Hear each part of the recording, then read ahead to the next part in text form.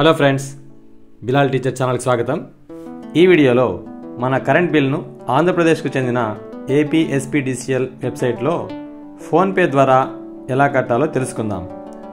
ముందుగా chrome browser open చేయాలి.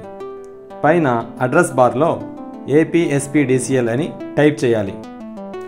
ఇప్పుడు ఇక్కడ మొదట కనబడిన సైట్ క్రింద పే బిల్ టచ్ చేయాలి. తర్వాత కనబడే బిల్ డెస్క్ టచ్ చేయాలి. ఇప్పుడు వచ్చిన వెబ్సైట్లో పైన బాక్స్లో మీ current bill service number enter చేయండి.